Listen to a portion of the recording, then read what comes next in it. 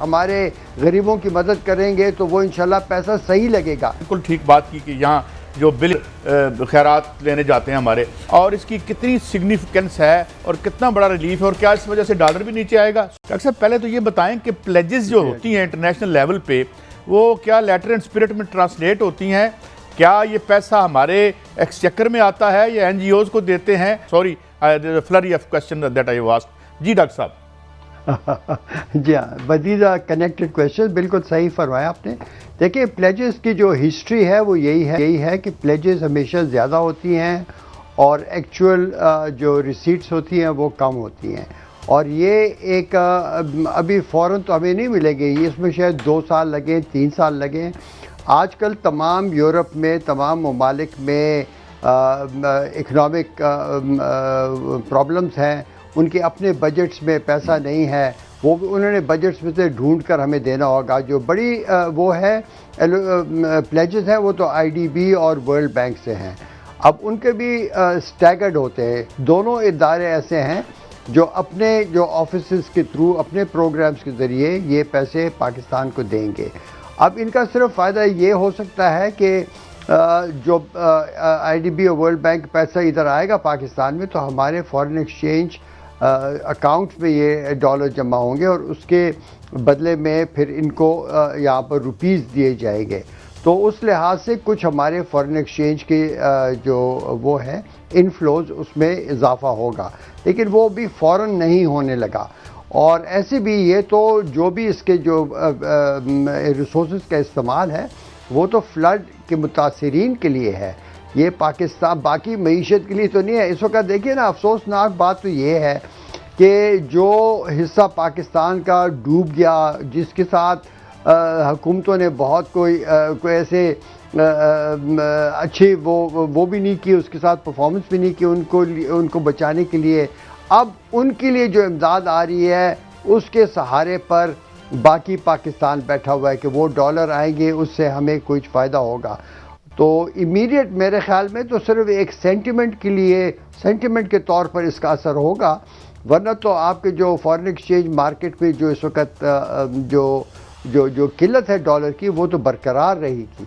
और इसके अलावा अगर हमें और भी कहीं से सोर्सेज आ जाए, ये याद रखिए कि जो हमारे बुनियादी मैक्रो इकनॉमिक इम्बैलेंसेस, जो हमारे खसारे हैं इकॉनमी के, वो इतने बड़े हैं और इतने गहरे हैं कि जितना भी डॉलर आएगा वो बिल्कुल गुम जाएगा, वो तो गुमता जाएगा। इसलिए कि ये पाकिस्तान का ये पहली दफ़ा ये इमदाद हमें नहीं मिल रही। तो जब तक हमने अपनी अंदरूनी पॉलिसीज़ नहीं तब्दील की, तब तक आपके जो डॉलर की कीमत में स्टेबिलिटी और आपके करंट अकाउंट में इन्फ्लेशन में स्टेबिलिटी नहीं आएगी। तो हमारे जो मसाइल के हल हैं वो हमारी अंदरूनी ममालिक के मुल्क के जो पॉलिसीज़ हैं उसमें है, ना कि ये जो 2 बिलियन इधर से 1 बिलियन उधर से। इस वक्त तो डिफ़ॉल्ट का एक माहौल पैदा हुआ था, इसलिए ये भागे भागे फिर रहे हैं।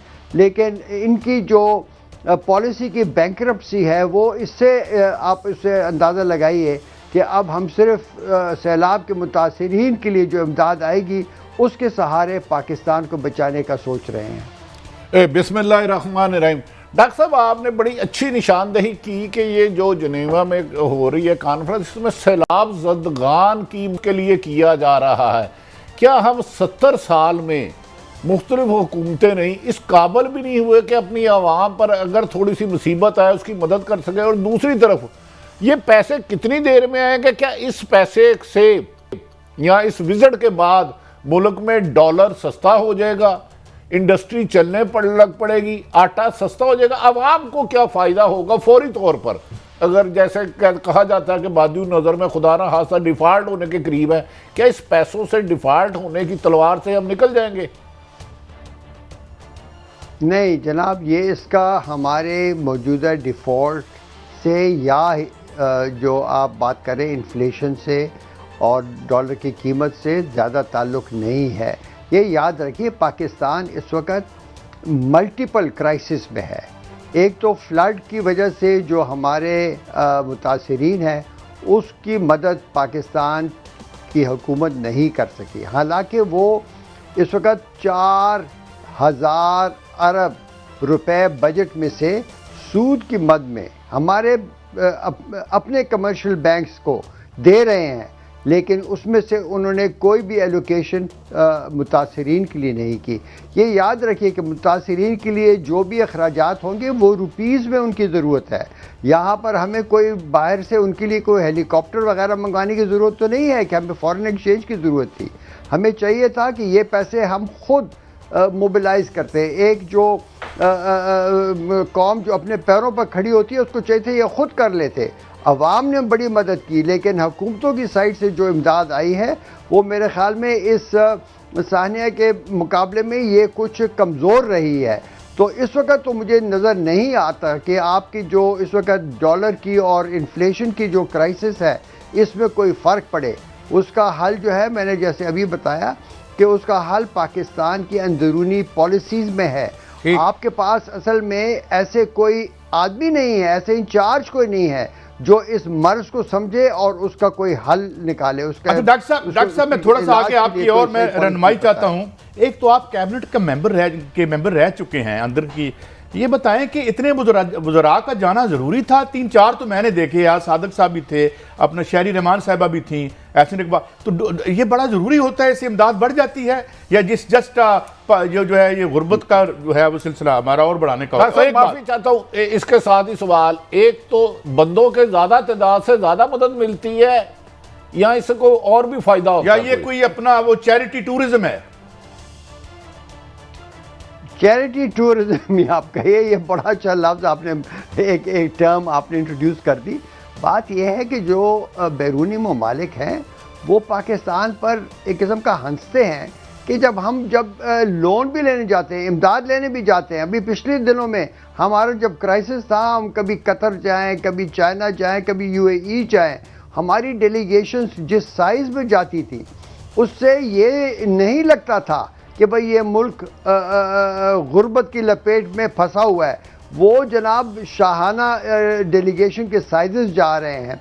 तो ये मेरे ख़्याल में पाकिस्तान की गवर्नमेंट के जो एटीट्यूड है, जो उनका रवैया है, उसकी बहुत बुरी अक्कासी इसमें होती है कि ये किन ख्यालात के साथ ये लोग फिर रहे हैं। और जब जाते भी हैं तो वहाँ पर सुना है कि बड़ी बड़ी लिमोजीन्स और किस चाहिए था कि गरीबाना एक सिंपल से होटल में ठहरते, जिन्होंने जाना भी था कमर्शियल फ़्लाइट से जाते, अपने बचत करते ताकि जो हमें खैरात दे रहे हैं उनको हम ये साबित करते कि आप देखें हम तो अपने आप पर सख्ती ला रहे हैं, तो आप लोग अगर हमारे गरीबों की मदद करेंगे तो वो इंशाल्लाह पैसा सही लगेगा।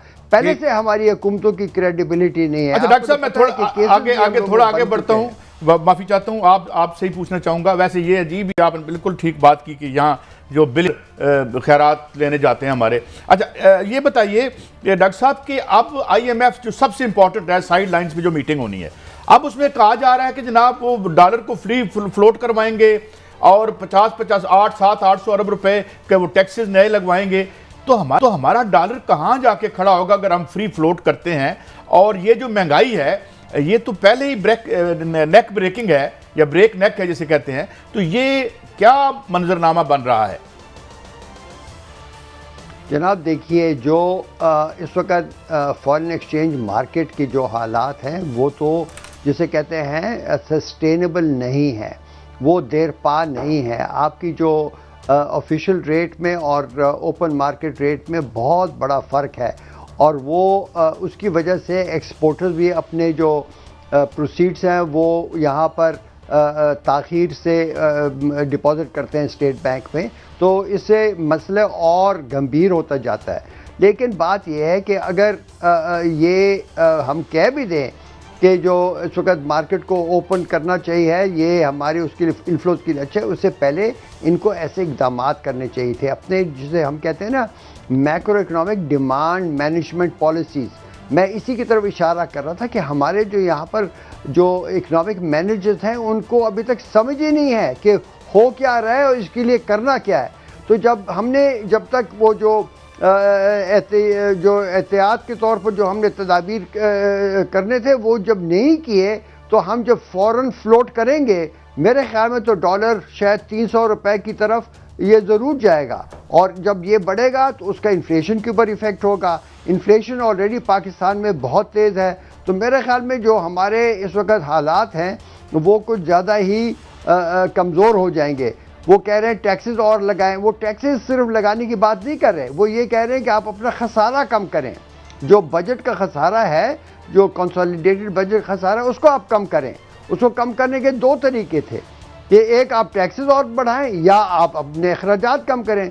जितने टैक्सेस कह रहे हैं उतने अगर प्राइम मिनिस्टर साहब एक लिस्ट ले जाते साथ, या इसाक डार साहब, कि भाई हम ये अखराजात कम कर रहे हैं तो हमें टैक्सेस लगाने की ज़रूरत नहीं है, इस तरीके से आपने उनके साथ आर्ग्यू करना होता है। ये तो डॉक्टर साहब माफी चाहता हूँ, मैं रोकूंगा। आपने बहुत ज्यादा अहम बात कर दी कि अगर इसको ओपन करते हैं और IMF की शराइत मान लेते हैं तो कमो बेशतर डॉलर आप कह रहे हैं 250 या 300 रुपए का हो सकता है। तो इससे हमने जो कर्जे अदा करने हैं, जो अभी आप फरमा रहे थे कि 4000 अरब सूद की मद में है, तो ये पाकिस्तान को डिफॉल्ट होने से क्या मौजूदा इसाक डार जो 3 दफ़ा वजीर खजाना रहे हैं, मिफ्ता इस्माइल साहब रहे हैं, और हुकूमत आपस में दस्तों गिरेबान है, तो क्या मुस्तकबिल देख रहे हैं इन हालात में पाकिस्तान का आप? जो मैंने आपको बताया ना 4000 अरब रुपए की जो हमारी सूद की जो वो है जो अखराजात हैं, वो तो हमारे डोमेस्टिक डेट के ऊपर हैं। मैं बताऊं, पाकिस्तान के जो डेट का मसला है वो सिर्फ एक्सटर्नल डेट का नहीं है, डोमेस्टिक डेट उससे बहुत बड़ा है, और उसका मसला उससे बहुत बड़ा है। उसका इलाज पाकिस्तान में है, वो यहाँ के कमर्शियल बैंक्स की वजह से है। बात यह है कि जब एक्सचेंज रेट डिवैल्यू होता है तो उससे जाहिर है कि जो आपके बैरूनी जो आपके वाजिबात हैं, उनकी जो रुपए में उसकी जो उसकी कीमत होती है वो बढ़ जाती है, वो एक्सचेंज रेट की वजह से। तो वहाँ पर तो बढ़ेगा, लेकिन वो इतना बड़ा असर उसका नहीं होगा जितना हमारी अपने अंदरून पॉलिसी की जो गलतियाँ हैं वो हैं।